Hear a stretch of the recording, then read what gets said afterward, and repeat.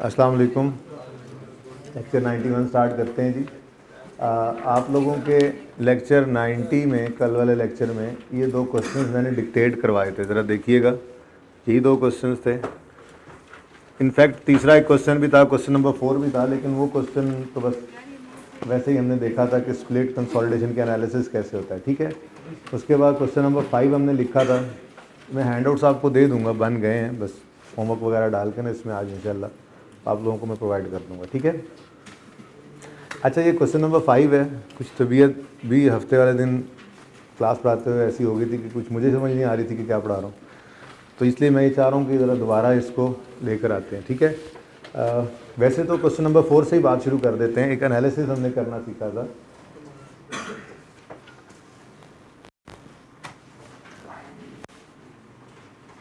Bonus की अगर बात करें तो हमने ये बात की थी, क्वेश्चन नंबर 4, कि company made following share transactions during the year.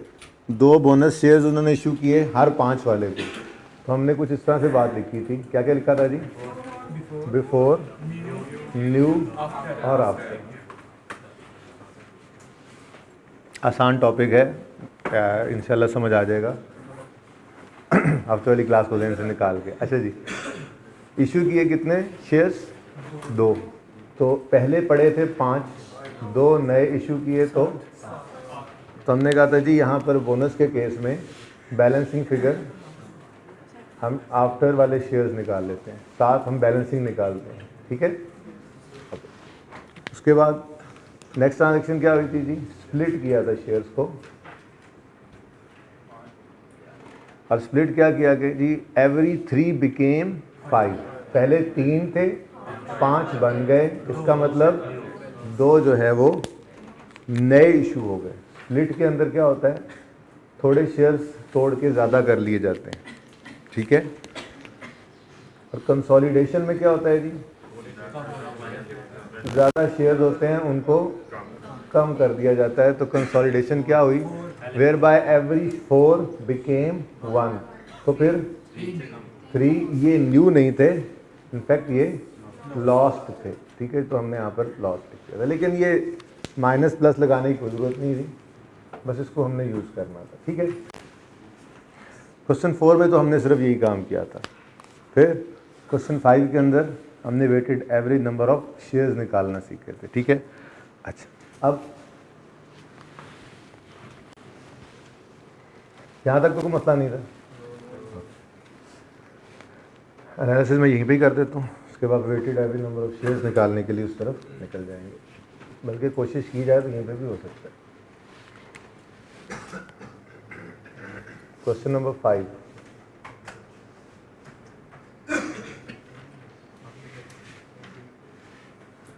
Ji. Question number 5 कहते हैं a company had 12,000 opening number of shares.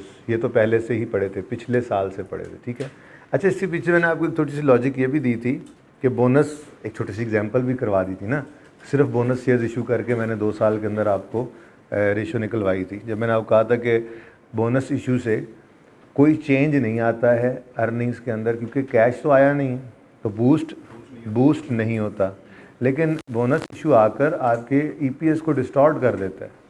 तो फिर हम यूँ अज्यूम करते हैं जैसे ये बोनस इशू जब से बिज़नेस शुरू हुआ था तब से ही इन इशू है, ठीक है।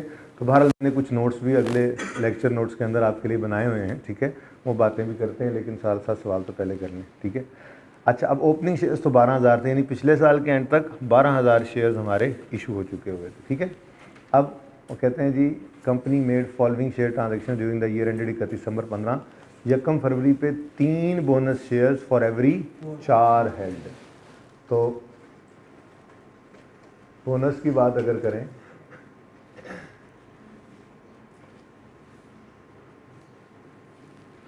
तो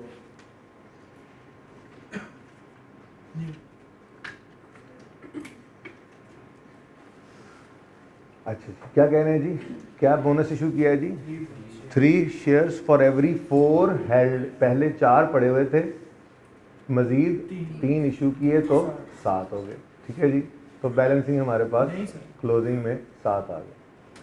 खैर बैलेंसिंग का कोई मसला नहीं। एनीवेज, नेक्स्ट क्या है जी, 1 अप्रैल को स्प्लिट हुए शेयर्स और हर 2 शेयर बन गए 7।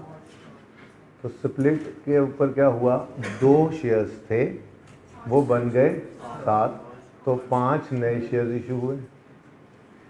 शेयर्स, खाली शेयर्स, पैसे नहीं आते इसके लिए। और कंसोलिडेशन में तीसरा पॉइंट कंसोलिडेशन का था कि शेयर कंसोलिडेशन हुई यकम सितंबर 15 को, whereby every 5 shares became 4। तो 8 जो था वो लॉस्ट हुआ, यानी कम हो गया। ठीक है, अब ये नज़र आ रहा होगा भाई, कैमरा वाले भाई, ये नज़र आ रहा है लिखा हुआ? लिखे हुए में तो कोई मसला नहीं आ रहा, लिखा हुआ तो नज़र आ रहा है ना, इसकी वजह से ख़राब तो नहीं हो रहा? नहीं, ये मैं नहीं कह रहा कि ये लिखा हुआ, जो मैं मार्कर से लिख रहा हूँ ये क्लियर नज़र आ रहा है, ये इधर भी लिख रहा हूँ तो क्लियर नज़र आ रहा है बस। अच्छा जी, weighted average number of shares निकाल लेते हैं आप। डेट,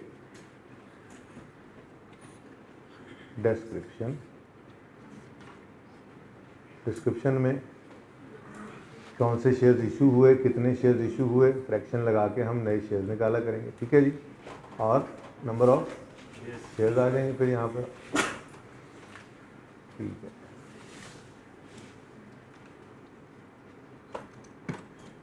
फिर फ्रैक्शन है,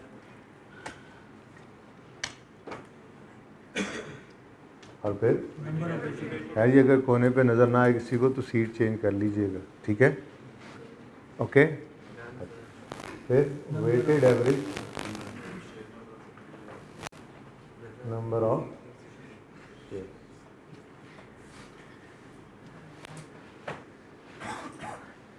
यकम जनवरी 15 पर ओपनिंग 12,000 शेयर्स पड़े थे। ठीक है जी, यकम फरवरी 15 को, अब तरतीब याद रखनी है। ठीक है, यकम फरवरी 15 को बोनस इशू हुआ। बोनस इशू में नए शेयर्स इशू होंगे। अच्छा, अब ये पुराने शेयर्स हैं जिनकी बेस पर नए शेयर्स इशू होने जा रहे हैं। ठीक है, तो 12,000 शेयर्स की बेस पे हमने शेयर इशू करने थे। अब हर 4 वाले को 3 शेयर्स मिले, तो ये जो शेयर्स थे इनको डिवाइड करना है 4 से और मल्टीप्लाई करना है 3 से, तो नए शेयर्स आएंगे। ठीक है ना, अगर आप टोटल शेयर्स निकालना चाहें ना तो आप इसको डिवाइड बाय 4 करके इंटू 7 कर रहे होंगे, लेकिन हम सिर्फ बोनस शेयर्स निकालना चाह रहे हैं। बात समझे हो? तो इनकी बेस पर डिवाइडेड बाय 4, हर 4 वाले को 3 शेयर। ठीक है जी, तो कितने नए शेयर्स? 9,000 बोनस शेयर्स इशू हुए। अब यहीं पे रुक जाओ। ठीक है, और इसके ऊपर फ्रैक्शन लगा लो, क्योंकि मैं तो कहता हूँ ये लिखा भी ना करो। तरतीब क्या है, आपने डेट लिखी, बोनस लिख दिया, आगे ये कैलकुलेशन भी बाद में कर लिया करो। ठीक है, क्योंकि अब आपको पता है आपने इसके ऊपर फ्रैक्शन को यहाँ तक लगाना है, तो सिर्फ जनवरी का महीना इंटू 1/12। अब नए शेयर्स इशू हुए 9,000 आपने कहा। अब कभी भी नए इशू के ऊपर हमने फ्रैक्शन नहीं लगाना। जो 21,000 हो गए ना, इस पे फ्रैक्शन लगाएंगे, लेकिन फ्रैक्शन लगाएंगे तब जब अगली डेट कंफर्म हो जाए। अगर तो इसके बाद पूरे साल में कोई और शेयर्स के अंदर चेंज नहीं आई है तो फिर 11/12 कर देते 21,000 को। लेकिन वो कह रहे हैं कि यकम अप्रैल को फिर कुछ हुआ है, देखते हैं क्या हुआ, वो बाद में देखेंगे। इसका मतलब फरवरी मार्च 2 महीने ऐसा ही है। ठीक हो गया। अब हुआ क्या है जी, शेयर स्प्लिट। स्प्लिट लिख लूँ सिर्फ, शेयर स्प्लिट। अब 21,000 शेयर्स पड़े हैं हमारे पास, नंबर ऑफ शेयर्स होते हैं। ठीक है ना। अच्छा, अब शेयर स्प्लिट क्या कह रहा है कि एवरी 2 बिकेम 7, एवरी 2 बिकेम 7। तो हमने क्या कहना है जी, जो पड़े थे उनको डिवाइडेड बाय 2 करो और मल्टीप्लाई बाय 7 करो। अगर टोटल निकालने होते तो अगेन 7 से करते। ठीक है जी, तो कितने नए इशू हुए? तो इसका मतलब ये हुआ कि हम ये पहले दो बिफोर और न्यू, क्योंकि हम न्यू शेयर्स निकाल रहे थे सिर्फ इनको फ्रैक्शन में यूज़ कर रहे थे, और इनफैक्ट हम 3/4, 5/2, 1/5 कर रहे होते हैं। लेकिन चलें, आप आहिस्ता आहिस्ता भी सोच कर ही चल सकते हैं फिलहाल। ठीक है, तो 21,000 डिवाइड बाई 2 किया। अब ये 2 ख़त्म होकर 5 नए आएंगे, तो वो ऊपर वाले जमा ये 5 साथ में तो कन्वर्ट हो जाएंगे। ठीक है, तो हमने स्प्लिट वाले शेयर्स जो इश्यू हुए हैं सिर्फ वो निकालने। बात समझ आ रही है? मैं स्लोली दोबारा हफ्ते वाली क्लास को लेकर चल रहा हूँ। यूँ समझ लें कि हफ्ते वाली क्लास ही दोबारा है और थोड़ा सा एडिशनल काम भी हम कर लेंगे। ठीक है, ताकि सुकून से चीज़ें समझ आएँ। ये ना हो के चलते चलते आप कहें लो जी सर बीमार हो गए जी, सर ने सिरों ला मगरों लाता जी। इतना बीमार नहीं हुआ वैसे मैं। 52 500 73500। ठीक है जी, अब इसके ऊपर फ्रैक्शन लगना है, इस पर नहीं लगना। लेकिन अगर एंड तक कुछ ना हो तो भी लगा देते। और वो कह रहे हैं 1 सितंबर को। अच्छा, घर पे ट्राई किया था? क्वेश्चंस भी जो दिए थे होमवर्क में सारे, किस बच्चे ने सारे क्वेश्चंस ट्राई किए? अच्छा, सारे उसमें राइट शेयर्स आ गए होंगे, मैं भूले से दे गया हूँगा। अरे मैंने राइट शेयर्स पढ़ाए नहीं है। अच्छा सुनो प्लीज़, आज शायद राइट शेयर्स में ना ही कराऊँ, हो सकता है करा भी दूँ, लेकिन ये ज़रूर पक्का कर लेंगे। ठीक है, इसके अंदर ईपीएस भी निकालते हैं, 1-2 सवाल और करते हैं, एक नया सा सवाल भी कर लेते हैं। ठीक है, और राइट इशू कल करके कल ईपीएस जो है वो बेसिक वाली ख़त्म हो जाएगी हमारी। ठीक है, फिर हम उसके ऊपर डायल्यूटेड ईपीएस के ऊपर मूव कर जाएंगे। ठीक है, अच्छा जी, खैर जो भी रहता है ईपीएस का टर्म क्या कहता है यार 3-4 तारीख तक तो हो मेरे साथ, कोशिश करते हैं। वैसे 31 तक कोशिश है, लेकिन 3-4 दिन का आपने मार्जिन रखना है जहन में, क्योंकि बहुत सारी चीज़ें छोटी छोटी रही हुई होती हैं जो कि आपको मैंने आखिरी क्लासेस में ही करवानी है। ठीक है ना, तो जब तक मैं कहूँगा नहीं तब तक आपने नहीं जाना। ओके जी, 1 सितंबर को। अच्छा बस बेटा, पहले टाइम थोड़ा सा कम है। कंसोलिडेशन हुई। अब कंसोलिडेशन हुई है तो ये 73,500 को तोड़ के कम करेंगे ना, तो क्या कह रहे हैं जी कि हर 5 वाले शेयर, हर 5 वो 4 में हो गए, यानी 1 लूज हो गया। तो अब हमने यहाँ पे लॉस्ट शेयर्स निकालने हैं। यहाँ पे शेयर्स कौन से निकालने हैं जी?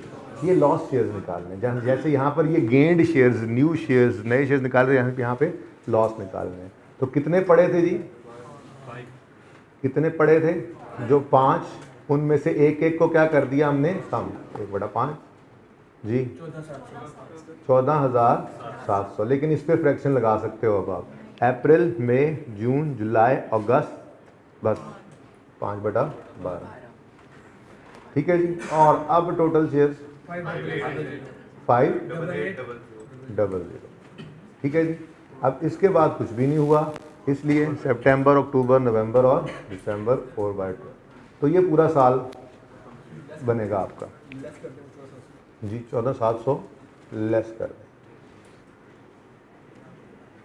ठीक है जी, अब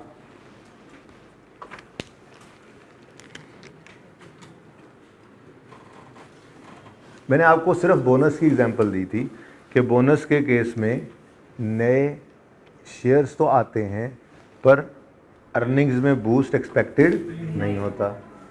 इसलिए बोनस को ऐसे समझना है जैसे हमेशा से इन इशू रहा। फ़िलहाल तो हमारा मकसद है ना इस साल के स्टार्ट पे जाना। ठीक है, अब यहाँ पर सिर्फ बोनस नहीं है, यहाँ पर स्प्लिट भी है और कंसोलिडेशन भी है। बोनस हो चाहे स्प्लिट हो चाहे कंसोलिडेशन हो, बूस्ट एक्सपेक्टेड नहीं होता। मैंने आपको कहा था कि अगर नए शेयर्स इशू हों, ठीक है, और वो मार्केट प्राइस पे हों तब भी बूस्ट एक्सपेक्टेड होता है, और अगर राइट इशू हो तब भी किसी न किसी दर्जे में डिस्काउंट होता है। तो कुछ बूस्ट भी एक्सपेक्टेड होता है, कुछ बोनस का एलिमेंट भी होता है, क्योंकि एग्जिस्टिंग मेंबर्स को हम डिस्काउंट दे देते हैं। ठीक है ना, लेकिन इनके अंदर जो है वो कोई बूस्ट एक्सपेक्टेड नहीं होता। तो जब भी कभी बोनस आए, कंसोलिडेशन आए या स्प्लिट आए, ठीक है, जिसमें बस शेयर्स चेंज हो रहे हैं और अर्निंग्स का बूस्ट एक्सपेक्टेड नहीं है, तो हमने ऐसे अज्यूम करना है हमेशा कि ये हमेशा से इन इशू रहे इतने ही शेयर्स। ठीक है, लेकिन फिलहाल तो इस साल के अंदर गड़बड़ को रिमूव करें ना, क्योंकि इस साल के अंदर 12,000 से 58,800 पे शेयर्स आ गए हैं, लेकिन बूस्ट तो कोई एक्सपेक्टेड है नहीं। बहरहाल हम फिलहाल क्या करते हैं, हम यूं ही अज्यूम करेंगे कि ये हमेशा से इन इशू रहे हैं, ठीक है ना। तो मैं ये कहता हूँ कि इस 58,800 की अगर बात करें तो इसमें लिखवाया था आपको वैसे मैंने, इसमें बोनस, स्प्लिट और कंसोलिडेशन तीनों पढ़े, ठीक है जी। इसको कुछ ना करें। 73,500 में कंसोलिडेशन नहीं है, बोनस और स्प्लिट पड़ा है, बोनस और स्प्लिट पड़ा है। तो इस पे कंसोलिडेशन का असर ख़त्म करना है अब हमने, ठीक है ना। कंसोलिडेशन से जो शेयर्स कम हुए, हम कह रहे हैं नहीं यार इसको रिवर्स कर दो, इसको रिवर्स कर दो, मतलब कि 73,500 में से कुछ शेयर्स कम हो गए हैं। कितने शेयर्स कम हुए हैं? एक शेयर कम हो गया ना, परसेंटेज की रेशो की बात करें तो 73,500 बाद वाले शेयर्स जो हैं 73,500 में से रेशो के हिसाब से एक शेयर कम हो गया था। तो हम ये कह रहे हैं कि ये इस वक्त आफ्टर पे पड़ा है, ऐसा ही है, सॉरी ये इस वक्त बिफोर पे पड़ा है, और हम चाह रहे हैं कि ये, क्योंकि इसके ऊपर कंसोलिडेशन का असर हमने डालना है। बाकी कंसोलिडेशन इनमें तो तीनों पड़े थे ना, इसलिए इसको तो छेड़ा ही नहीं, ठीक है। अब जब हमने इसको इसका असर निकालना है तो हमने क्या कहना है जी, किस पर पड़ा है? 5, बिफोर कंसोलिडेशन है, बिफोर कंसोलिडेशन है, इसके अंदर भी कंसोलिडेशन का असर हमने डालना है। तो ये 5 पे पड़ा है, इसको 4 पे लाना है। जो गिवन अमाउंट होती है उसको उसी की परसेंटेज से डिवाइड करते हैं, याद आ रहा है, ठीक है। तो 5 पे पड़ा है, इसको 4 पे लेके आना है, तो 5/4। अब ये यहाँ पर भी और यहाँ पर भी थोड़ा क्लोज कर लें,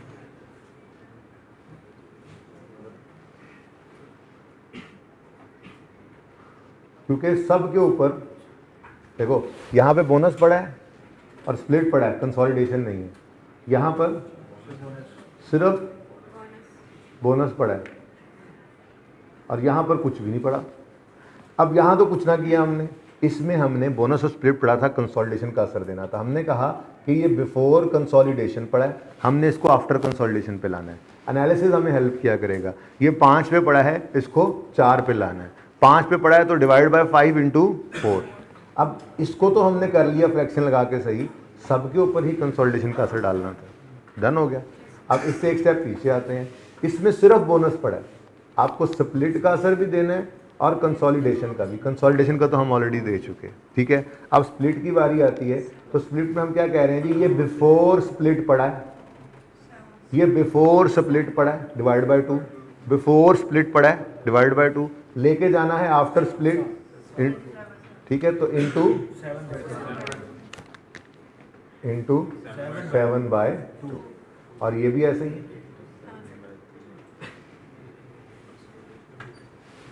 ठीक है। लास्ट ये वाले शेयर्स में तीनों ही नहीं पड़े, ना बोनस है, ना स्प्लिट है, ना कंसोलिडेशन। कंसोलिडेशन का असर आ गया, स्प्लिट का असर आ गया, रह गया बोनस। तो बोनस के लिए एक मिनट, ये पड़ा है बिफोर बोनस, हमें चाहिए ये आफ्टर बोनस। तो डिवाइडेड बाय 4 × 7, डिवाइडेड बाय 4 × 7। और यार अच्छा क्या है,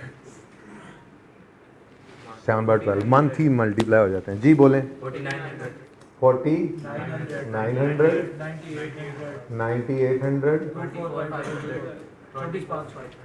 24,500, 19,000 टोटल। ये किस वजह से बराबर है थोड़ा सा बताया था, लेकिन फिर किसी वक्त दोबारा बता दूँ, मैंने बात की थी, बस कल ही फिर।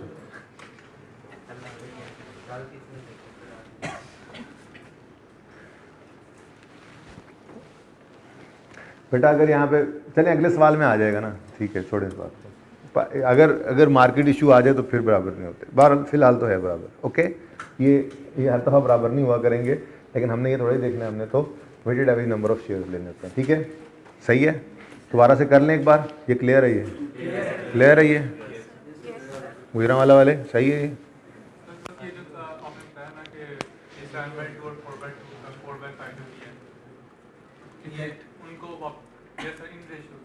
असल में ना देखो 12,000 शेयर्स से लेके 58,800 तक हम पहुंच गए। ठीक है, अब हम वेटेड एवरेज 58,800 नहीं निकाल पाते अगर हम ये वाले फ्रैक्शन ना लगाते। तो बेसिकली ना जब स्प्लिट या कंसोलिडेशन आ जाता है या बोनस आ जाता है तो बूस्ट एक्सपेक्टेड नहीं है। अगर आप उसको कंसिडर करते हुए शेयर्स को बढ़ा लेते हो तो ईपीएस तो डिस्टॉर्ट हो जाती है। मैंने सिर्फ एक एग्जांपल दी थी आपको, इसीलिए अकेली एग्जांपल दे दी थी आपको को 10,000 की पता नहीं 1 लाख कितना था हमारा प्रॉफिट था, 10,000 प्रॉफिट था नहीं, 10,000 तो शेयर्स थे। मैंने एक छोटी सी एग्जांपल बनाई थी कि 1 लाख प्रॉफिट था और 10,000 शेयर्स थे। 2014 में गालिबन मैंने लिखा था, 2010 में 1 लाख शेयर्स थे, 1 लाख प्रॉफिट था, 10,000 शेयर्स थे, तो ईपीएस कितना आ गया था 10 रुपये। अगले साल में हमने कहा जी 1 लाख ही अर्निंग्स हैं, 1 लाख ही प्रॉफिट है, लेकिन शेयर्स 12 हो गए। ये जो 2,000 से शेयर्स बढ़े हैं, ये 2,000 से शेयर्स का बढ़ना सिर्फ बोनस इशू था, तो अर्निंग्स जो हैं वो डिस्टॉर्ट हो गई हमारी। ठीक है ना, पिछले साल से इस साल कोई ग्रोथ शो हम कह रहे हैं कि उल्टा डिक्लाइन हो रहा है, हालांकि ग्रोथ शो नहीं की, कंपनी ने स्टेबिलिटी को मेंटेन तो रखा, स्टेबल तो रखा था। तो इसलिए हमने देखा था आपने कि हमने कहा था कि पिछले साल को भी रीस्टेट कर लेना चाहिए। यूँ समझ लें जैसे हमारे शेयर्स जो हैं वो हमेशा से इन इशू रहे। तो यहाँ पर भी कुछ ऐसी कहानी चल रही होती है। हमने स्प्लिट कंसोलिडेशन या बोनस के केस के अंदर यूँ समझना होता है कि ये हमेशा से इन इशू रहे हैं ताकि हमारी ईपीएस जो है डिस्टॉर्ट ना हो। ठीक है, अभी तो खैर रुक जाओ, अभी तो चलने दो आगे, अभी तो 2 साल की ईपीएस भी निकालते हैं हम। ठीक है, तो हमने पहले क्या करना है जी, पहले ब्लैक वाला फ्रैक्शन नॉर्मल जैसे सीखा था पहली क्लास के अंदर। ठीक है, शेयर्स 12,000 थे, फिर 9,000 बोनस इशू हुआ, फिर 52,500 स्प्लिट और फिर कंसोलिडेशन की वजह से कम हुए 14,700। ठीक है, इन पे फ्रैक्शन लग गया वक्त के हिसाब से, ठीक हो गया। अब फिर हमने रिवर्स चलना है। ठीक है, जहाँ पे सब कुछ पड़ा हुआ है उनमें तो कोई असर निकालने की ज़रूरत नहीं, इसके अंदर स्प्लिट का असर भी पहुँच चुका है, कंसोलिडेशन का असर भी पहुँच चुका है और बोनस का असर भी पहुँचा हुआ है। जब इसके ऊपर आते हैं तो इसमें कंसोलिडेशन का असर नहीं है। ठीक है ना, तो हम इन शेयर्स के ऊपर भी कंसोलिडेशन का असर डाल रहे हैं, क्योंकि हम तो ये कह रहे हैं ना कि ये हमेशा से इन इशू है, तो साल के पहले दिन तक इसको लेके जा रहे हैं यूँ समय। ठीक है ना, साल के पहले दिन पे नहीं, इनफैक्ट नंबर ऑफ ये हमेशा से इशू के ऊपर ही हम लेकर चले गए ना। देखो ये शेयर्स इस वक्त हैं जिसमें कंसोलिडेटेड शेयर्स भी पड़े हैं, जिसमें स्प्लिट भी पड़े हैं, इनमें तो कुछ नहीं करना था। जब इस पे जाते हैं तो इसमें कंसोलिडेशन नहीं है। हम क्या कह रहे हैं, नहीं, ये तो हमेशा से कंसोलिडेशन हमारे बिजनेस में रही थी, ये कंसोलिडेटेड शेयर्स हमेशा से रहे थे। तो फिर ये जितने नंबर ऑफ शेयर्स हैं इनके अंदर कंसोलिडेशन का असर डाल दिया। वो जब से आ रहे हैं, देखो ना ओपनिंग तो 12 से शुरू हुआ, स्टार्ट जब से हुई थी जिंदगी। ठीक है, अब इनमें जब कंसोलिडेशन का असर डाल दिया तो इस तक आए। ठीक है, इस पे बोनस सिर्फ पड़ा था, कंसोलिडेशन का असर भी डालना था और स्प्लिट का असर भी डालना था। तो इनको भी ऐसे ही समझा जैसे ये वाले असरात इनके ऊपर भी हमेशा से पड़े हुए थे, इसलिए इनको भी हमने सही किया और इस तरह से बोनस वालों। ठीक है ना, अब ये इस तरह से हो गया है 58,800 ही शेयर हमारे निकला है ना, ये ऐसे हो गया। देखें अभी तो आसान सवाल ही इसीलिए रखा गया ना कि उसमें ये वो क्या कहते हैं मार्केट प्राइस वाला इशू था ही नहीं, तो आपको नज़र आ रहा है अब कि हमारे नंबर ऑफ शेयर्स जो थे वो 58,800 ही आ रहे हैं, वेटेड नंबर ऑफ शेयर्स। ठीक है ना, ये ऐसे है जैसे हमेशा से ये शेयर्स इन इशू रहे थे। ठीक है ना, हमेशा से शेयर्स इन इशू रहे थे। अब इसको सिर्फ मिटाता हूँ ताकि मैं यहाँ पे ईपीएस निकाल सकूँ। अब स्टेप 1 में हम हमेशा निकाला करेंगे, तो वैसे तो ज़रूरी नहीं है, लेकिन अभी स्टार्ट में सीखते हुए हमें इस तरह से क्वेश्चन नंबर 6 जैसे आपके आगे गिवन है, क्वेश्चन 6 क्या है, continuing from question 5, assume following are the profits for the current and previous year. अब दोनों साल के प्रॉफिट्स भी सेम रखे गए हैं, जो कि असल में पर्चे के अंदर ऐसे नहीं होता, लेकिन समझाने के लिए। ठीक है ना, अब सबसे पहले क्या करना है आपने, ईपीएस ऑफ 2014 इन 2014 निकालनी है आपने। ठीक है ना, बल्कि ईपीएस ऑफ 2014 ही लिख लो फिलहाल। अब ईपीएस क्या होता था जी, पैट डिविडेंड वगैरह कोई नहीं है प्रेफरेंस का, पैट कितना है जी? 72,000 डिवाइडेड बाय 12,000। ये तो पिछले साल के शेयर है ना। अभी पिछले साल में जो ईपीएस निकली होगी मैं उसकी बात कर रहा हूं, मैं इस साल की बात नहीं कर रहा। अभी तो हम लेकर आते हैं इसके असरात को, हम कहेंगे कि जी 14 की ईपीएस भी डिस्टॉर्ट होगी, हम रीच उसको, लेकिन फिलहाल जरा पुराने वाली ईपीएस तो निकाल। कितनी जी? ₹6 पर शेयर, एग्जैक्ट 6 आ गया। अब नेक्स्ट स्टेप, हम पहले क्या करेंगे?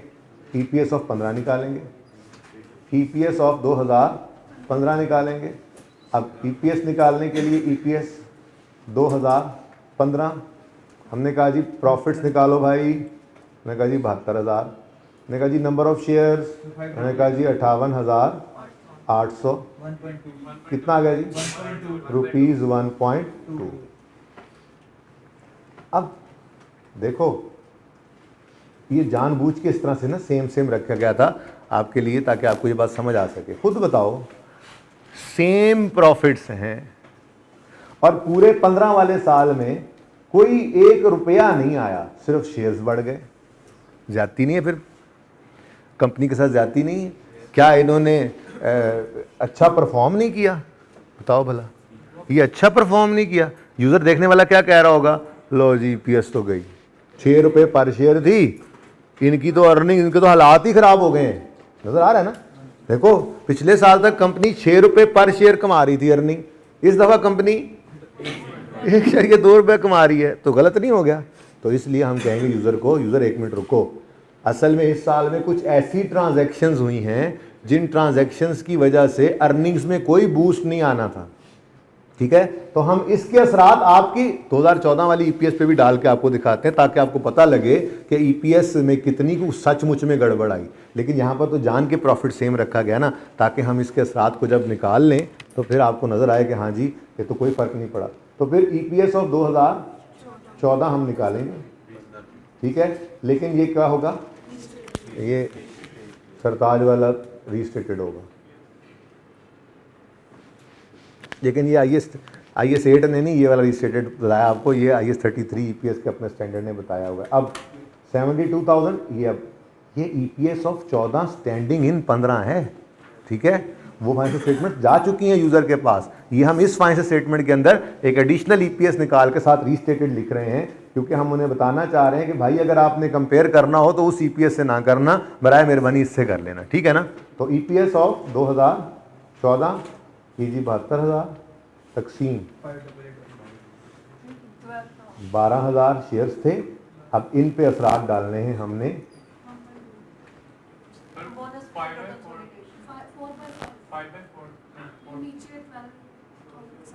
मैं मतलब वैसे तो हम ईपीएस को भी शॉर्टकट एक है, कर लेते हैं, डायरेक्ट भी कर सकते हैं इसको, लेकिन अब मुझे बताओ जरा कि क्या करना चाहिए इसमें। ये 12,000 शेयर्स हैं, यूं सोचा करो ना, ये 12,000 शेयर्स हैं, इनमें ना बोनस है, ना स्प्लिट है, ना कंसोलिडेशन है। इधर देखो, इधर मत देखो, कंफ्यूज हो गए। इधर देखो, ये बिफोर पे पड़ा है, हमने आफ्टर पे लाना है। नहीं, ये 12,000 शेयर्स बिफोर बोनस है। क्यों? बोनस के पहले नहीं है। ये 12,000 शेयर पिछले साल के शेयर्स हैं, ये बिफोर बोनस है, बिफोर स्प्लिट है, बिफोर कंसोलिडेशन है। हम कह रहे हैं इनके ऊपर इसके असरात भी डालो, डालने चाहिए। अब मैंने कहा जी ये 12,000 बिफोर पे पड़ा है, आफ्टर पे लाना है, बिफोर पे पड़ा है, आफ्टर पे लाना है, डिवाइडेड बाय 4 मल्टीप्लाई बाय 7। वहां लिखता हूं, सही करवा देना आप, डिवाइडेड बाय 4 मल्टीप्लाइड बाय 7। तो क्या करोगे? 7/4। आगे चलो, ये बिफोर स्प्लिट है, आफ्टर पे लाना है। ये बिफोर स्प्लिट है, यूं कह रहे हैं ना कि ये हमेशा से ही, स्प्लिट भी हमेशा से था, तो 12,000 पे उसका असर डालो, बोनस भी हमेशा से था भाई, तभी तो हम कंपेयर कर सकते हैं, वरना डिस्टॉर्ट होगी ईपीएस, ठीक है? तो बिफोर स्प्लिट है, आफ्टर पे लाना है। ये बिफोर स्प्लिट है 12,000, आफ्टर पे लाना है, समझ आ रही है? तो डिवाइडेड बाय 2 मल्टीप्लाइड बाय 7। सही करवा देना आप मुझे, 7/2। बड़ी मेहरबानी जी। अब एक मिनट, कंसोलिडेशन से भी पहले है ये 12,000, ये बिफोर कंसोलिडेशन है, आफ्टर पे लाने हैं, बिफोर है, आफ्टर पे लाना है, डिवाइडेड बाय 5 मल्टीप्लाई बाय 4। एक मिनट, मैं शेयर्स निकाल रहा हूँ, यहाँ वर्किंग करने की बजाय अलग से मैंने यहीं पे कर दिए। जो कह रहा हूँ कर लो एक दफ़ा, जी ये बिफोर कंसोलिडेशन है, आफ्टर पे लेकर आना है। बिफोर कंसोलिडेशन है, आफ्टर पे लाना है ना, ठीक है, असर डालना है ना। तो कंसोलिडेशन से पहले ये 5 पे पड़े हैं, हमने इनको 4 पे लाना है। अब बताओ जरा आंसर क्या था? 2। सही हुआ कि नहीं हुआ? अब ये क्या है? रीस्टेट। हम कह रहे हैं यार देखो कंपनी ने कोई नुकसान नहीं किया, कंपनी ने कोई लॉसेज नहीं कमाए। थोड़ा सा इधर होके बैठ जाए ना, थोड़ा सा इधर होके बैठ जाए। वैसे तो मैं स्मार्ट हूँ, नजर तो आता ही होगा, लेकिन फिर भी कमज़ोर हो गया हूँ मैं, है ना, ऐसे 1-2 दिन में। अच्छा अच्छा जी सुने, ये बात समझ आइए बेटा, ठीक है। मैंने आपको ये कहा यहाँ पर तो हम शेयर्स को हमेशा से इशू कर रहे हैं जी, हम कह रहे हैं जी हमेशा से इन इशू रहे हैं, ठीक है ना। तो इस साल के अंदर तो सुकून से हमने कर लिए काम, इस साल के शेयर्स भी निकल आए। लेकिन जब हमने रेशो ये ईपीएस निकाली, ईपीएस इज अ रेशो, ठीक है, हमने जब ये रेशो निकाली ईपीएस तो 1.2 आ रही है। अब सोच में तो पड़ जाता है ना बंदा, ठीक है, कि जी 72,000 ही प्रॉफिट है इस साल भी पिछले साल भी, कोई नए शेयर्स भी इशू नहीं हुए, तो अर्निंग्स में बूस्ट एक्सपेक्टेड तो नहीं था। लेकिन उल्टा क्या हो गया, अर्निंग्स जो है वो डाउन चली गई, ठीक है, उल्टा अर्निंग्स गिर गई हैं। ये तो कोई बात ना हुई भाई, ठीक है यार, ये तो कोई बात ना हुई, ठीक है, अर्निंग्स जो है वो डाउन हो गई हैं। हालांकि दरअसल ऐसा कुछ नहीं हुआ था, तो फिर हमें रीस्टेट करना पड़ा। तो मैंने आपको ये कहा है कि बोनस हो, जरूरी नहीं तीनों आए, ठीक है ना, कोई एक आधा सवाल के अंदर आता है। बहरहाल बोनस हो, चाहे स्प्लिट हो, चाहे कंसोलिडेशन हो, हम यूं अज्यूम करेंगे कि ये हमेशा से इन इशू रहे। अब हमेशा से इन इशू रहे हैं तो इस साल ये नहीं करना कि 12,000 में ये शेयर्स ऐड करें। बच्चे 58,800 कह रहे थे, भाई नहीं, पिछले साल शेयर्स तो 12,000 ही थे ना, ये तो इस साल के अंदर नए शेयर्स इशू हुए, स्प्लिट होके बढ़े, कंसोलिडेट होके कम हुए, पिछले साल 12 ही थे, उन 12 पे इनके असरात डालने हैं अब बस, ठीक है ना। तो जब आपने असरात डाले तो आपने चेक किया 1.2 आ गए। इसका एक और तरीका भी है, एक शॉर्टकट भी है। आप क्या करो, आप उस ₹6 को पकड़ लो, ठीक है जी, और इस पे फ्रैक्शन लगाओ जी, इस पे फ्रैक्शन लगाओगे तो अब ये रुपीस हैं, इस पे छोड़ो यार फिलहाल, ये बात है जो समझ आ गया ये, ठीक है ना, ये इसको ज़रा समझ, ठीक है जी, ये समझ आ गया, ठीक है। इसको ज़रा ट्राई करते हैं अगले सवाल में। फिर यार रुपीस ये 6 को रीस्टेट करना है ना, तो ये रुपीस के अंदर है, इसके अंदर इसके ऊपर रेसिप्रोकल फ्रैक्शन लगा दोगे तो चल जाएगा। लेकिन छोड़ो फिलहाल, अच्छी भली बात समझ आई हुई है, ये ना हो गए ये भी जाए, चले जी। अच्छा जी, ये तो हो गया हमारा कल वाला लेक्चर, थोड़ा सा ज़्यादा बेहतर। अब आज वाले लेक्चर के अंदर हम ये क्वेश्चन कर लेते हैं, लेकिन उससे पहले मैंने आपके लिए 2 नोट बनाए हैं, 3 बल्कि बनाए हैं, जरा पढ़िए, नजर आ रहे हैं जी। 5वां 6वां सवाल कर लिया हमने पिछले लेक्चर एनोड वाला। ओके, बोनस इशू हो, स्प्लिट इशू हो या कंसोलिडेशन इशू हो, कंसोलिडेशन इशू ही होता है, मतलब पुराने वापस लेकर नए देते हैं ना कम करके, तो इशू तो हो ही जाता है ना, इसलिए इशू लिखने से कोई अर्थ नहीं है। अच्छा, bonus issue, split issue and consolidation do not boost earnings, so we assume for EPS that these all are in issue since inception of business, ठीक हो गया। दूसरा, in comparative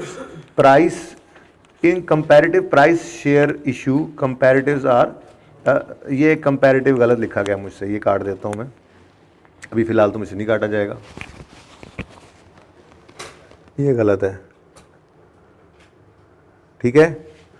इन प्राइस, वो मार्केट प्राइस इशू बेसिकली होना चाहिए था ना, ठीक है। In market price issue comparatives are not restated, लेकिन ये अभी यूज़ नहीं हुआ, ठीक है, यहाँ पे मार्केट प्राइस, ओके, सही कर दूंगा मैं। In market price issue comparatives are not restated, क्यों? देखो, अगर आपने नए शेयर इशू किए हैं और मार्केट प्राइस पे किए हैं तो भाई फिर बूस्ट क्यों नहीं एक्सपेक्टेड था? फिर अगर आपने नहीं कमाए ना अर्निंग्स उसके बराबर या उससे ज़्यादा, तो फिर भाई सही बात है, फिर आप डिटीरिएट हुई आपकी ईपीएस या बढ़ी है ईपीएस, ठीक है ना। तो जब मार्केट इशू के ऊपर शेयर्स आपने इशू, मार्केट प्राइस पे शेयर्स इशू किए हैं, तो फिर बूस्ट एक्सपेक्टेड है। मैंने उस दिन जो टेबल बनाया था हफ्ते वाले दिन, तो सबसे पहली बात ये तो लिखी थी, अगर मार्केट प्राइस पे इशू हो तो share capital, share premium trade होते हैं, कैश डेबिट होता है, बूस्ट इज एक्सपेक्टेड। तो अगर मार्केट प्राइस पे शेयर्स इशू हों तो फिर आपने पिछले साल की ईपीएस को रीस्टेट नहीं करना। लेकिन अगर बोनस स्प्लिट या कंसोलिडेशन हो, इवन राइट इशू भी हो, तो उसमें भी मैंने आपको बताया था थोड़ा बहुत कंसोलिडेशन का, थोड़ा बहुत बोनस का एलिमेंट होता है कि अगर 70 रुपये का शेयर मार्केट में आप लोगों को बेच रहे हैं तो अपने यूज़र को हो सकता है आप 50 रुपये का बेच दें, तो थोड़ा सा आप डिस्काउंट तो देते ही हैं, तो थोड़ा सा बोनस का एलिमेंट उसके अंदर मौजूद होता है। तो ये 4 चीज़ें जब भी सवाल में आएंगी, जिसमें 3 हमने पढ़नी है, अभी राइट इशू फिलहाल मैं नहीं करवा रहा, ठीक है। ये 3 चीज़ें जब भी आ जाएंगी, फिलहाल तो हम ये कह लें, वैसे 4 ही कर लें, 4 चीज़ें जब भी आएंगी सवाल में, राइट इशू हो, बोनस इशू हो, स्प्लिट हो, कंसोलिडेशन हो, तो आप पिछले साल की ईपीएस को लाजमी रीस्टेट करते हैं। क्लियर है ये बात?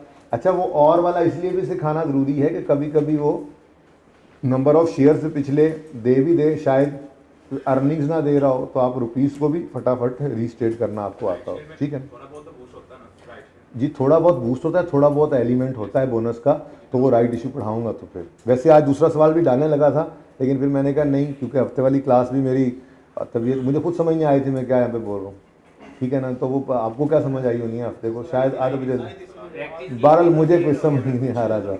एनीवेज, तो वो मुझे ये लगा कि शायद जो है ना ये थोड़ा सा कंपनसेशन होनी चाहिए इस क्लास के अंदर, तो वो मैं राइट इशू का क्वेश्चन मैं ऑलमोस्ट लिख ही लिया था, वो मैंने अगले हैंडआउट के अंदर डाल दिया है यहाँ से निकाल के, और लिख भी लिया था, क्वेश्चन था इस हैंडआउट के अंदर, लेकिन मैंने कहा नहीं, आज वाले हैंडआउट के अंदर एक सवाल और कर लेते हैं जिसके अंदर सिवाय राइट इशू के बाकी चीज़ें डाल देते हैं। मार्केट इशू मैंने इसके अंदर डाल दिया था। तो ये क्वेश्चन नंबर 7 है।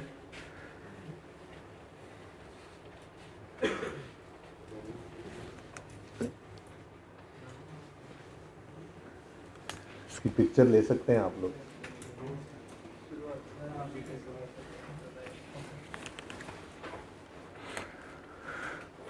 जरा एक दफा मैं सवाल को पढ़ता हूं। क्वेश्चन नंबर 7 इसलिए मैं बोल रहा हूं कि मैंने पहली क्लास में आपको 3 सवाल करवाए थे। मैंने वो पहला सवाल भी ना हैंड आउट बना लिया है। मैं कल थोड़ा सा तो रेस्ट पे था, तो थोड़ा वेला था, थोड़ा सा काम कर लिया मैंने।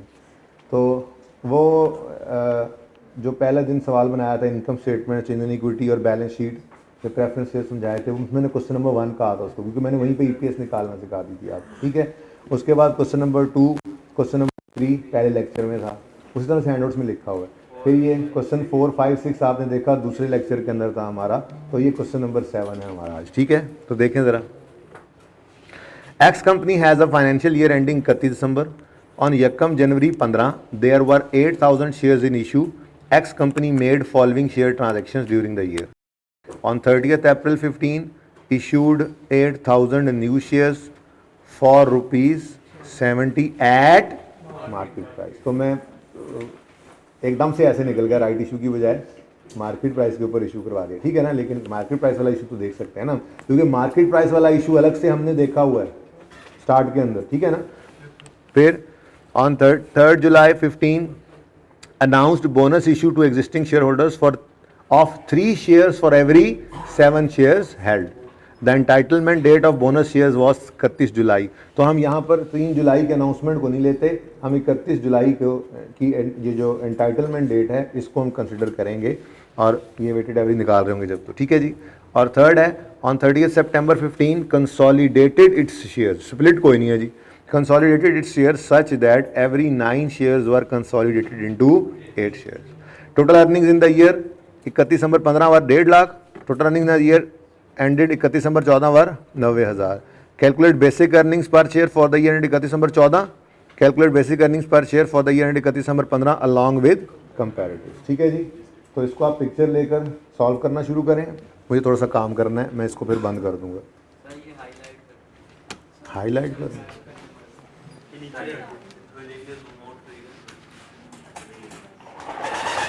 अब बना लो।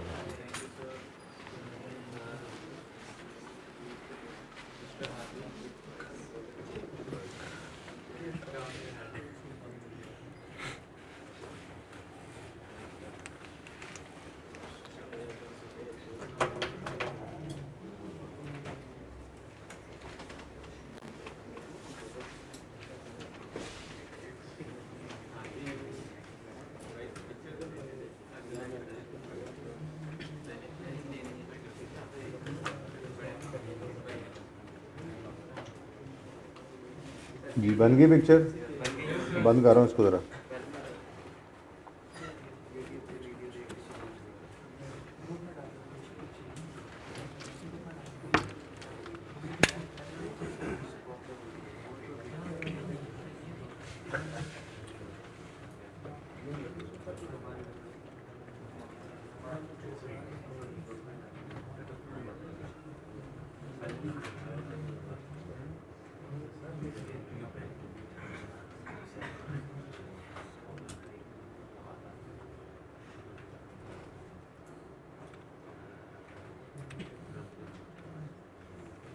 ये 10 मिनट में कर लेंगे ये सवाल? शाबाश, जल्दी करें।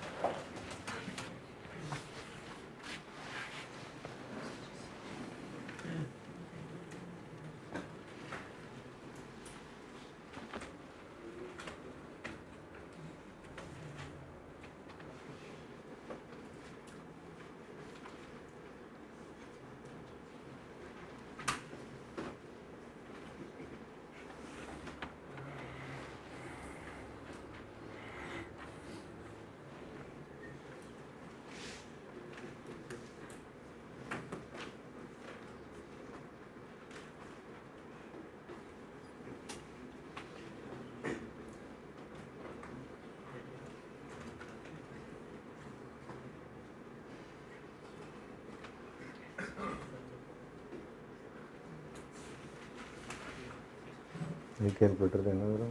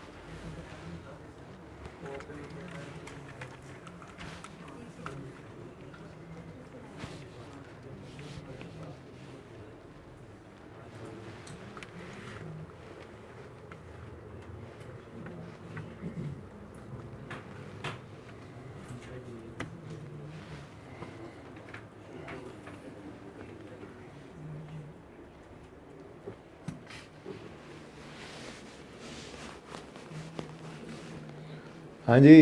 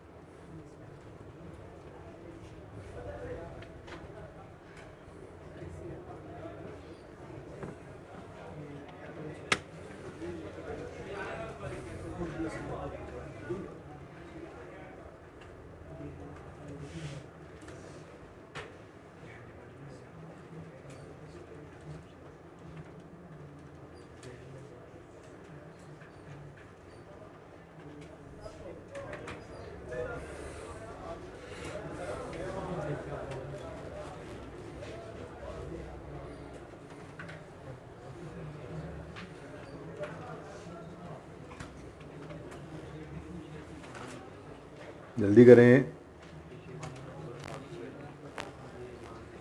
सही आंसर निकाल देना, क्या ही बात है, मैं राज़ी हो जाऊंगा, मतलब खुश हो जाऊंगा, राज़ी। जी बेटा, बेटा अल्लाह आप सबको पास करे, मेरी क्या चाहत हो सकती है इससे ज़्यादा, कुछ सोच के बताओ।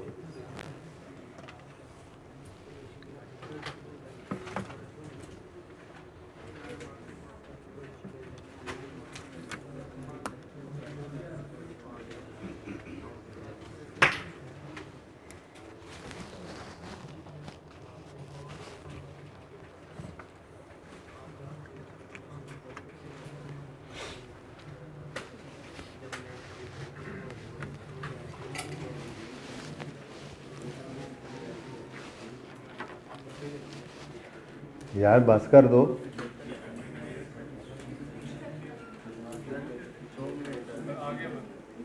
क्या आंसर है?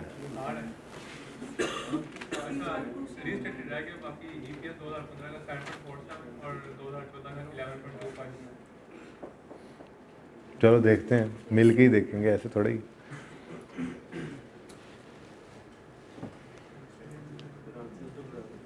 आंसर अभी निकालते हैं यार, नहीं है अभी, सवाल है सिर्फ। आंसर निकाल दो रहा था कैलकुलेटर पे बैठ के।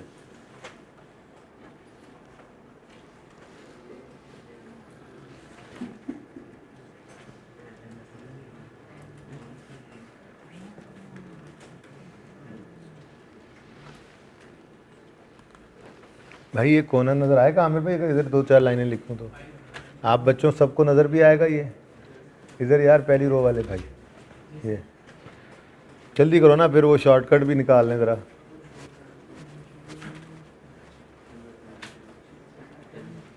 ताकि फिर वो आप दूसरे सवाल पे भी आप फ़ौरन अप्लाई कर लो। देखते हैं यार, ये ज़रा मैं इसको कह रहा हूँ, चाह रहा हूँ कि यहाँ पे मैं ज़रा लिख लूँ वो शॉर्टकट भी, तो फिर ये आप नोट करो, मैं ये मिटा के भी यहीं पे सवाल कर दूँगा दोबारा।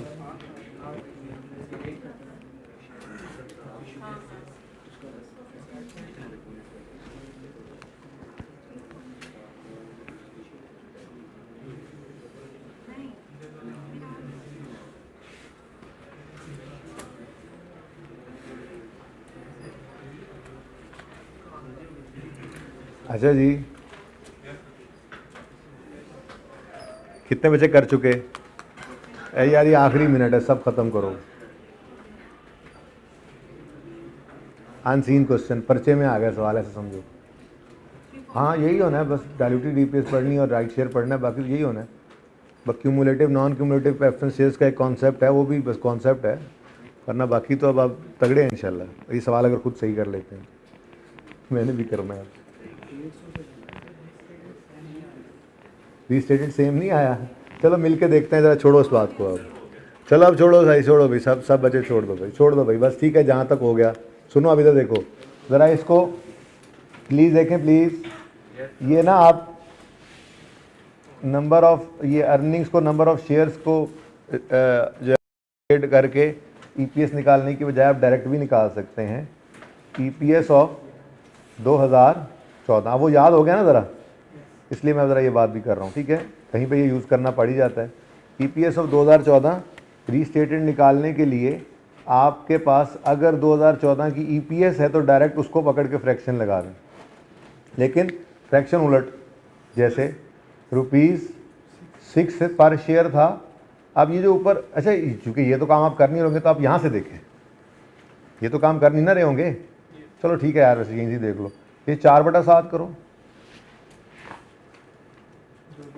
2/7 करो, और 5/4, क्योंकि ये फ्रैक्शन में पड़ा हुआ था ना, जैसे बच्चे कह रहे थे यहाँ पर कि ये ऊपर जाके उलट नहीं हो जाएगा। चलें छोड़ें इस बात को फिलहाल सिर्फ शॉर्टकट याद कर लें। लॉजिक्स विल कम, ₹1.2 ही आता है।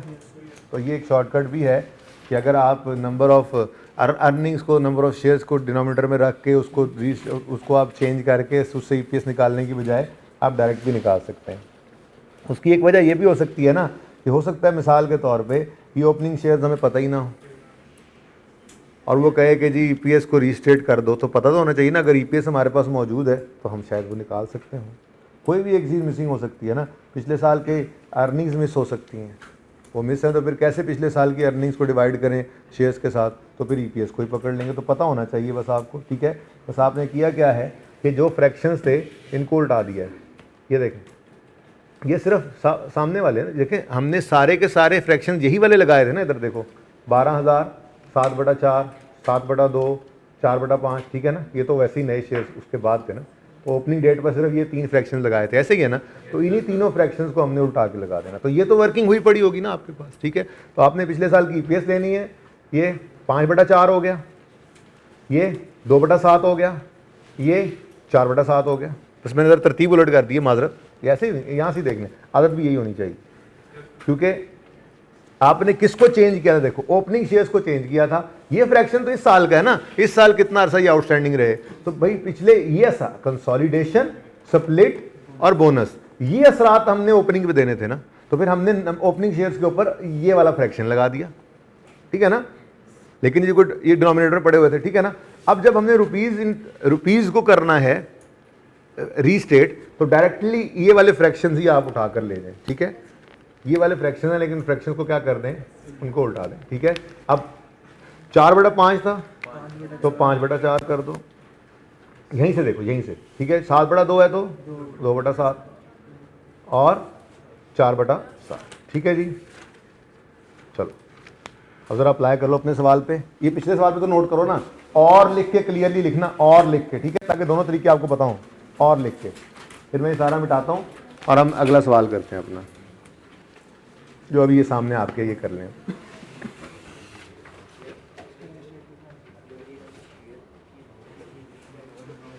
ये लिख लें जल्दी से, मिटा दूं, करें अब अपना सवाल। आपका टेस्ट बस 10 मिनट रह गए, जल्दी देख लें।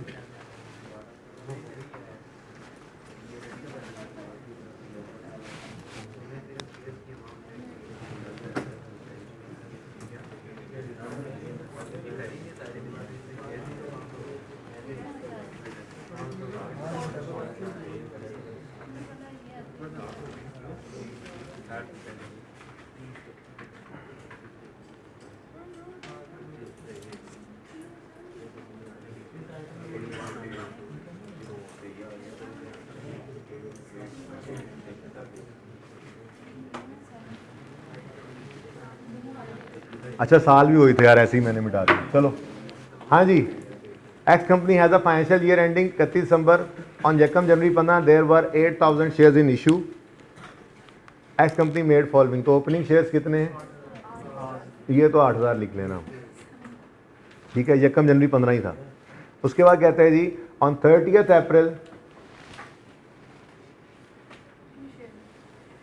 चलो इधर आ जाओ फिर, on 30 April issued 8,000 new shares. अच्छा ये तो वो है, 30 अप्रैल को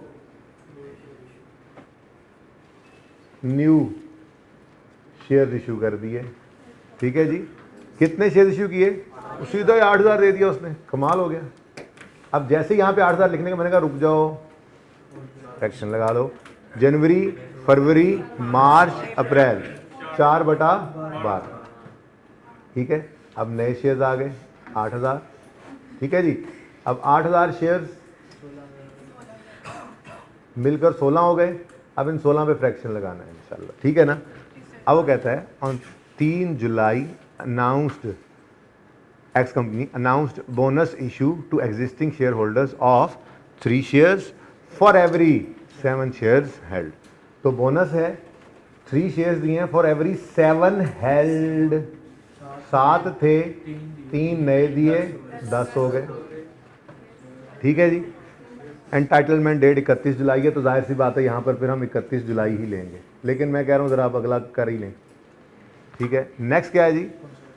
स्प्लिट कोई नहीं है, चलो ठीक है, अब लिखा रहे जी। Consolidation on 30 September consolidated its share such that every 9 shares were consolidated into 8। 9 थे, 8 हो गए, 1 लॉस, ठीक है जी। बैलेंसिंग, सॉरी ये हमने बैलेंस निकाला और यहाँ पर ये बैलेंस, सही हो गया जी। सवाल शुरू करते हैं जी। 1 जुलाई 15 को बोनस इशू, 31 जुलाई बोनस जी। ये 16,000 है। अब ये 16,000 है, हमने कहा जी हर 7 वाले को 3 नए मिले, हमने बोनस शेयर्स निकालने हैं। यहाँ पे हमने ये न्यू या लॉस निकालने होते हैं, यहाँ पर हम न्यू या लॉस निकालते हैं और फिर फ्रैक्शन जो है वो लगाते हुए हम देख रहे होते हैं बिफोर आफ्टर, ठीक है ना। थोड़ा हाथ सीधा हो रहा है, ठीक है, चलो हो गया हाथ सीधा अल्हम्दुलिल्लाह। कल इंशाल्लाह फिर बेसिक की पेज खत्म हो जाएगी अगर ये आज हाथ सीधा हो गया हुआ है, ठीक है। अच्छा जी, अब ये क्या है जी? हम कह रहे हैं जी हर 7 वाले को 3 दिए, तो हर 7 वाले को, तो जो शेयर्स लेकर आए डिवाइड बाय 7, ठीक है, नंबर ऑफ शेयर्स को डिवाइड बाय 7 किया और 3 जी 6,857। अब टोटल बाद में करते हैं, पहले इस पर फ्रैक्शन लगवा दें जी। तो मई, जून, जुलाई 3/12, ठीक है जी। टोटल कितना हो गया?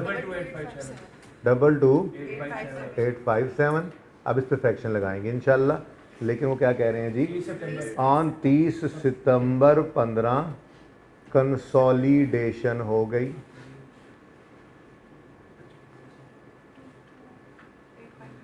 तो 22,857 शेयर्स थे, ये देखकर अब इधर आए। हर क्या कह रहे जी? क्या हुआ? 9 शेयर्स 8 में बदल गए, 9 थे 8 हो गए, तो हमने तो लॉस निकालने हैं ना, ठीक है। तो हम क्या कहेंगे जी? जो पड़े थे ना 9, वो हर 9 के बदले एक शेयर जो है वो कम होता चला गया, ठीक है। 2540 लॉस्ट, ठीक है जी। अब इधर क्या हो गया जी? जुलाई और अगस्त और सितंबर 2/12 जी 20317 आ गया और बस कहानी ख़त्म। अब इसको क्या करने? 3/12, ठीक हो गया जी। यहाँ तक को मसला, यहाँ तक कोई मसला नहीं है जी। अब चलते हैं जी हम अपनी उस पुरानी बात की तरफ। इसमें बोनस भी है, कंसोलिडेशन भी है। न्यू शेयर्स तो वैसे ही न्यू शेयर्स है ना, उनको तो मसला ही कोई नहीं है, ठीक है। बोनस भी है और कंसोलिडेशन भी है, तो इसको कुछ नहीं करना।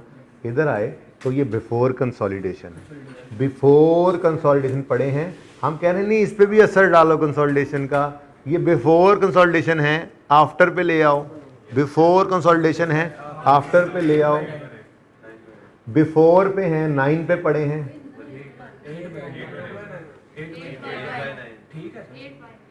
तो मैं सही तो लिख रहा था, मुझे डरा क्यों रहे हो? पहले ही मैं बोल तो आता हूँ वहाँ से, बस यहाँ पे आते हो बता दिया करो जी। नेक्स्ट नेक्स्ट नेक्स्ट नेक्स्ट, ये इधर भी डालना पड़ेगा सर, इधर भी डालना पड़ेगा सर, ठीक है। इंटू 8/9 इंटू 8/9, ठीक हो गया जी। नेक्स्ट, अच्छा जी, अब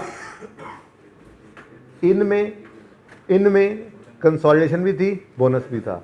इनमें कंसोलिडेशन नहीं थी, असर डाल दिया, ना इनमें थी कंसोलिडेशन, ना इनमें थी, ना इनमें थी, ठीक हो गया।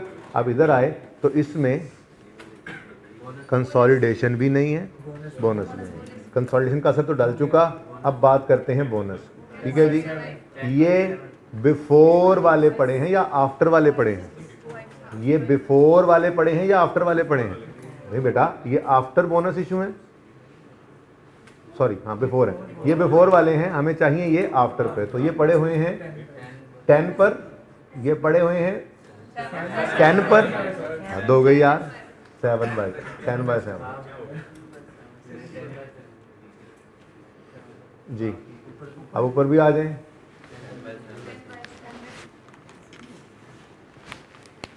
इंटू 10/7, ठीक हो गया जी। और इनका कोई मसला नहीं होता है, इनको जाने दो, ठीक है। आप बताओ भाई, 33865079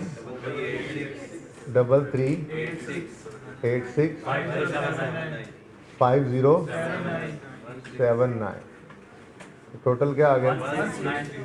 16930। ये बराबर नहीं आया, नहीं ये तो बराबर नहीं आया नहीं।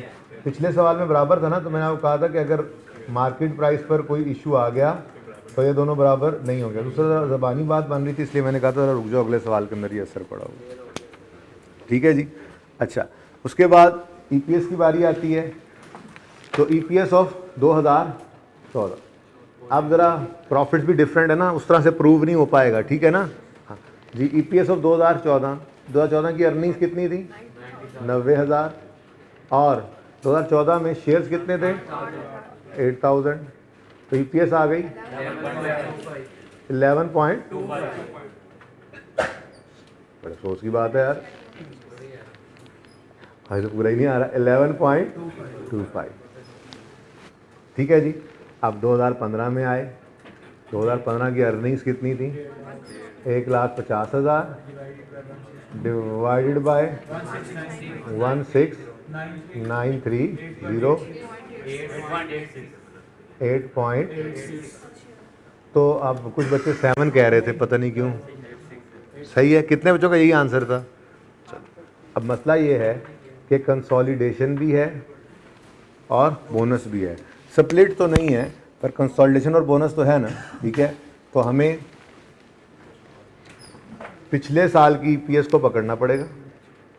ईपीएस को उसी तरह से करते हैं, पिछले साल वाली अर्निंग्स को पकड़ो 90,000, और पिछले साल वाले शेयर्स को पकड़ लो 8,000, ठीक है जी। अब इन 8,000 शेयर्स के ऊपर किधर गया, ये फ्रैक्शन लगा देने, ठीक है ना, क्योंकि ये 8,000 शेयर्स बिफोर पे पड़े थे, तो यहीं से ही ये मिल जाया करते हैं, ठीक है। इंटू 8/9 इंटू 10/7, तो एक बार सोच लिया बस, ठीक है जी। क्या हुआ? कमाल नहीं हो गया? 8.86, ठीक है जी। अब इसका एक और तरीका भी था, आपको बताया, आप क्या कर लो, आप 11.25 पर यही फ्रैक्शन उलट कर दो,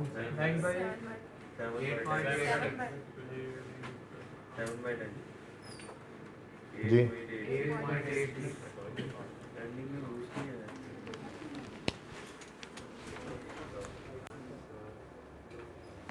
चलें जी।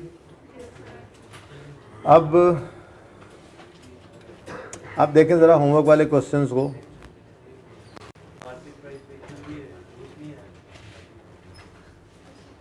जी वो अर्निंग्स में बूस्ट आया हुआ है ना बेटा, वो बूस्ट ही ऐसा रखा गया है कि आपका वो पिछले वाला मैच कर जाए। देखो पिछले साल के प्रॉफिट्स 90,000 हैं, इस साल के प्रॉफिट्स 1,50,000, तो अर्निंग में बूस्ट आया पड़ा, ठीक है ना, अर्निंग में बूस्ट है, ठीक है। लेकिन पिछले साल की अर्निंग और इस साल की अर्निंग में वो बोनस और स्प्लिट का, ये कंसोलिडेशन का असर हमने निकाल लिया, ठीक है जी बेटा। अच्छा जी, ये सारे फरमाइशी प्रोग्राम है ना, ये तो रिवीजन क्लासों वाले फरमाइशी प्रोग्राम।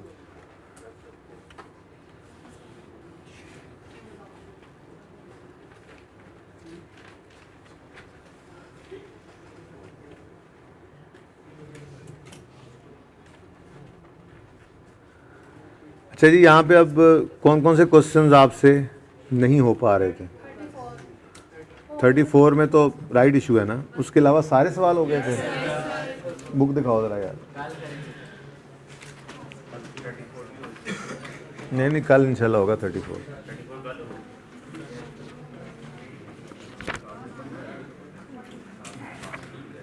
भाई ये ना बंद कर दो, चीज़ें बंद कर दो। नहीं हो सर ने आ जाना अभी। 40 पैसे पे रहने दे भाई, कर लेते हैं बस। ठीक है यार, जा रहा हूँ मैं यार, तंग तो मत पड़ो। जाना क्या यार, पेज नंबर बता दो यार।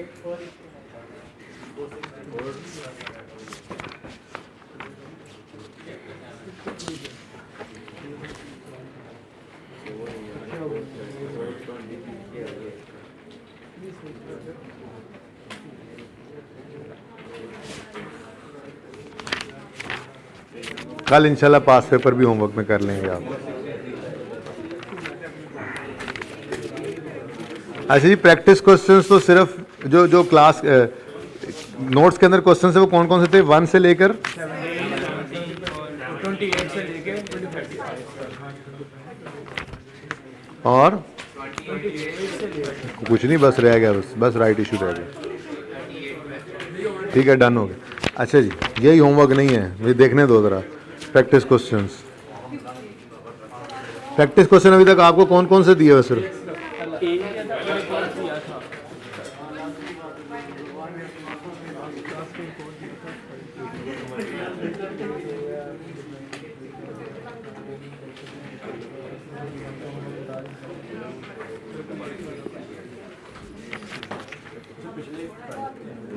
हाँ, पिछले ही पढ़ना।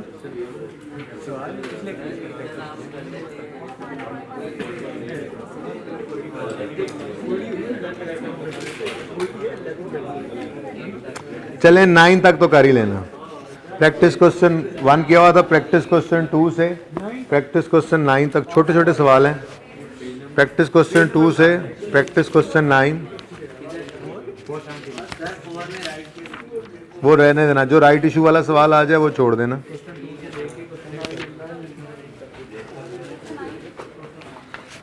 प्रैक्टिस सेट 2 से प्रैक्टिस सेट 9 तक कर लें।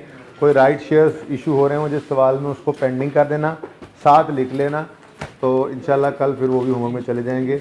होपफुली कल पास पेपर भी आपको शायद, अगर डायल्यूशन ना पड़ी हुई, मैंने देखा तो नहीं अभी, तो वो भी होमवर्क में दे दूँगा। ठीक है जी, आज के लिए इतना ही। ज़िंदगी रही तो कल मिलेंगे। अल्लाह हाफ़िज़।